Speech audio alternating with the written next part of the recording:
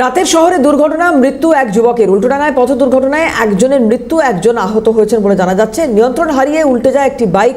পেছনে থাকা লরির চাকায় পিষ্ট হন সঞ্জয় দাস। ঘটনাস্থলে মৃত্যু হয় সঞ্জয় দাসের, আহত সোমনাথ দাস। বাইকে উল্টোডাঙা থেকে চিংড়িঘাটার দিকে যাচ্ছিল ওই বাইক। পুলিশ সূত্রে খবর পাওয়া যাচ্ছে রাত 10:30 নাগাদ এই দুর্ঘটনা ঘটে।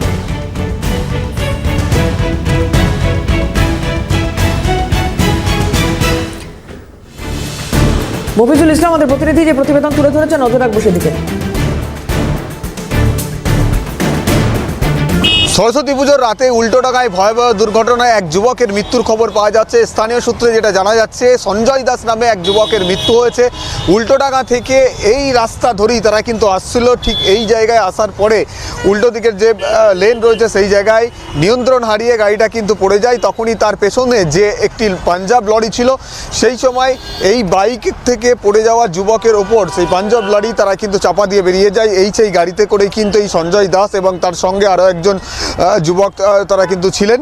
কিন্তু এই গাড়ি থেকে কোনোভাবে নিয়ন্ত্রণ হারিয়ে তারা পড়ে গেলে তারপরেই পেছনে যে পাঞ্জাব লরিটি ছিল সেই লরিটি কিন্তু তাদের ওপর চাপা দিয়ে দেয় বলে এমনটাই কিন্তু স্থানীয় সূত্রে জানা যাচ্ছে। এবং তারপরেই সঞ্জয় দাসের মৃত্যু হয়েছে। তার মৃতদেহ ইতিমধ্যেই আরজিকর যে মর্গে পাঠানো হয়েছে। অন্যদিকে আরও একজন যুবক যিনি আহত হয়েছেন তাকে বিধাননগর হাসপাতালে ভর্তি করা হয়েছে বলে এখনও পর্যন্ত আমরা জানতে পারছি।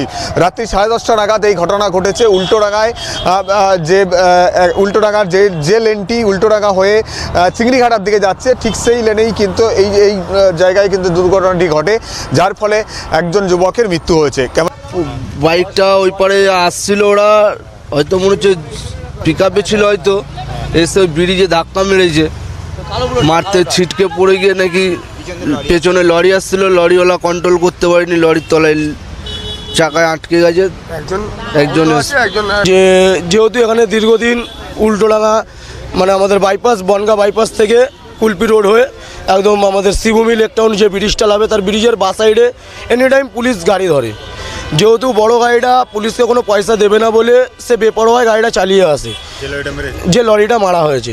তো সে বেপরোয়ায় গাড়িটা চালিয়ে আসে, কারণ সে মানে পুলিশকে 200 টাকা বাঁচালে তার পেটের ভাত 200 টাকা হবে, যার জন্য ও বেপরোয়ায় গাড়িটা চালিয়ে আসে। কারণ এখানে এনি টাইম রেগুলার তাকে ধরবে, তাদের থেকে পয়সা নেওয়া হবে। এটা হচ্ছে পুলিশের একটা দাদাগিরি।